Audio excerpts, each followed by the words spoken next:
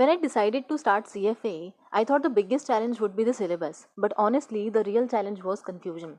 How many hours should I give? How should I study? What should be my strategy? Which study material to use? Should I take coaching or not? And many more questions. I had so many questions in my mind, and I know that you guys are dealing with the same problem.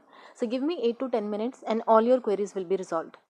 Hi, this is Manisha. Welcome back to the channel. Let's clear all the confusion in your mind related to CFA preparation. So let's discuss all the questions one by one. First is, how many months are enough for preparation? I guess 6 to 8 months are enough.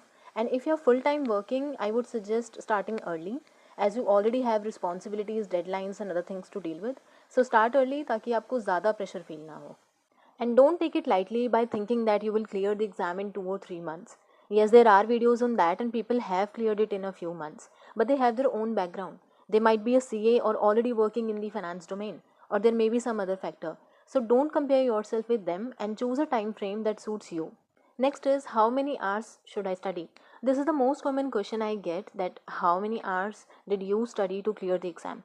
See, although 300 hours are recommended, but just tell me one thing, हमारा main goal क्या है?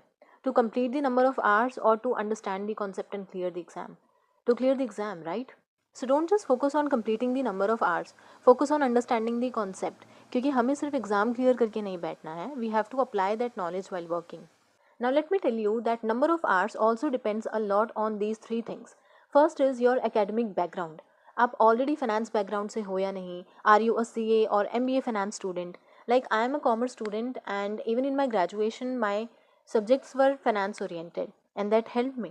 But if you are someone who is not from commerce or finance background, you will definitely need time to gain clarity over the basics. That does not mean that CFA is not for you. You will just take time to adjust to the new subjects. Second is your professional experience. If you are already working in the finance field, like portfolio management, financial analysis, investment banking, or venture capital, and you are applying the concepts practically on a daily basis, then you will definitely get the concepts quickly. Third is your speed of understanding. See, everyone has their own way of preparation and their own speed to grasp the concept.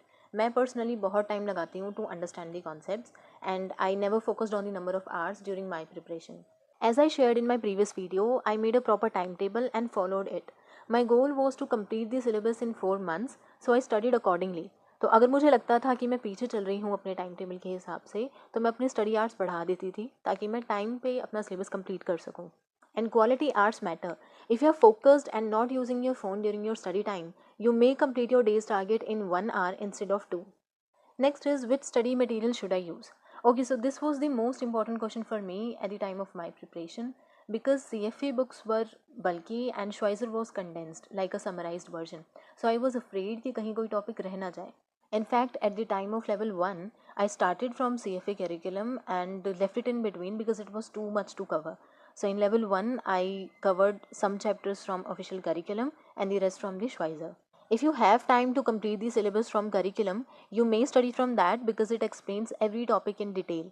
But according to me, Schweizer covers every topic as per the LOS, Learning Outcome Statement. So for me, Schweizer was enough. I used to watch lectures and then read it from the Schweizer. Except for ethics, I completed ethics from curriculum.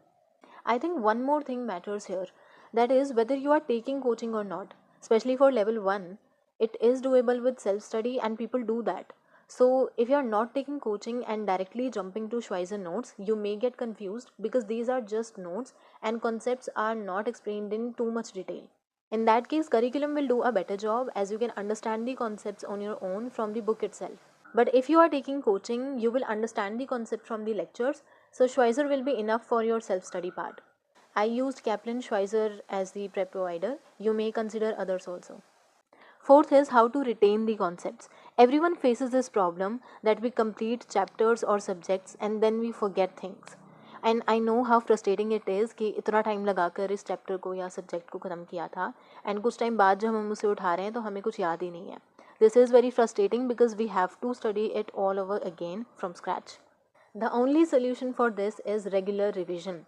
हमारा mind इसी तरह से काम करता है. If you are not revising, you will forget the things. And if your strategy is like just watching lectures of all the subjects first and not reading and practicing questions, you will definitely forget the things. So your strategy should be of these 4 steps. First is watching lectures, then second, read it from the book, Third is practicing the questions of that chapter. And fourth is revise regularly. You may keep half an hour in the morning or one day just for revision, and you must revise the chapters that you have finished along with the new ones. One more important point: make your own handwritten notes while watching the lectures or reading it from the book, as writing helps you to retain the concepts well. I made proper notes in my notebook, and even in the book, I summarized the pages in the corners. It helps a lot at the time of revision. Next is how to remember the formulas. The best thing you can do here is make your own formula sheet. Write down all the formulas on a sheet. This is my level 2 formula sheet, and trust me, it helps a lot at the time when you are very close to your exam date, as you don't need to revise the formulas from multiple books. And don't just mug up the formulas, try to understand the logic behind them. When you will apply the formulas multiple times while solving questions, they will automatically stick in your mind. मैं अपने exam से 3-4 दिन पहले formulas को याद करना start कर देती थी, because during my preparation I had already done the main part of understanding the logic behind them and applying them in the questions. But just to ensure कि मैं एग्ज़ाम टाइम पे कोई फार्मूला ना भूल जाऊँ या कंफ्यूज ना हो जाऊँ उस टाइम पर, I use to revise them daily for 2-3 days before my exam. Next is when to study. I think morning time is the best because you will study with more focus with a fresh mind, and if you are working, try to give at least 2 hours in the morning itself. It's possible that you are disciplined enough to study at night, but don't just give yourself an excuse that you are tired from work or traveling and after dinner you feel sleepy. So try to complete it in the morning itself. Also, don't stretch too much. First, observe yourself how many hours can you study with full focus. For example, if you can sit for 2 hours continuously with full focus, then take a rest of 20-30 minutes after that.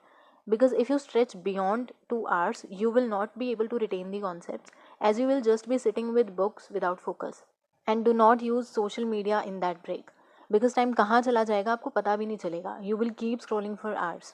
And even if you leave your phone after 20 minutes, आप फिर भी distracted ही feel करोगे क्योंकि आपके mind में reels ही चलती रहेंगी. So avoid that. You may take a walk, do stretching और have snacks. It will make you feel more fresh than watching trends on Instagram. Next is from where to practice. I used only CFA Institute's material for practice, nothing else. No Schweizer practice books, no coaching materials. According to me, blue box examples, end of chapter questions, and portal questions provided by CFA Institute are more than enough. But if you feel that you need a little bit more practice for a particular topic or subject, you may consider other practice materials, but definitely give preference to the CFA Institute's practice material. And for score that you should target in your practice questions, I guess 70% or more is considered as a good score.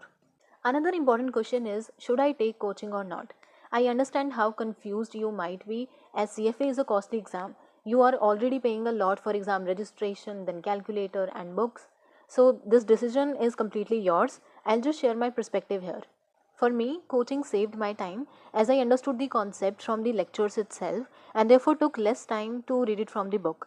But I have also seen people pass the exam without coaching. They studied from the YouTube and books only.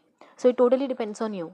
It depends on your academic background, whether you are a finance student or not, and your professional experience. If you are already working in the finance domain, you might be able to understand the concepts more easily. So don't overthink. If you believe that coaching will help you, then go for it. And if you think that self study will be more helpful, then go ahead with that. Now, at the end, one of the most important question: what should be my strategy of preparation? See, this is a very important question and needs a detailed answer. So, I have made a proper video on this topic and I have shared my complete strategy, which helped me to pass my CFA level 1 and level 2 on my first attempt with 90 plus percentile. I have explained in detail how to make your timetable, what should be your strategy, how to study, mistakes that you should avoid, how to track your progress, basically everything. So you should definitely check that out. The link is in the description. There's one more video that I would recommend. It's from the CFA Institute itself. How to pass the CFA, 4 success factors. The link is in the description. It will help you to focus on the things that may increase your probability of passing the exam. So that was all for today's video. If you still have any queries, let me know in the comment section. I would love to help. I will see you in the next one.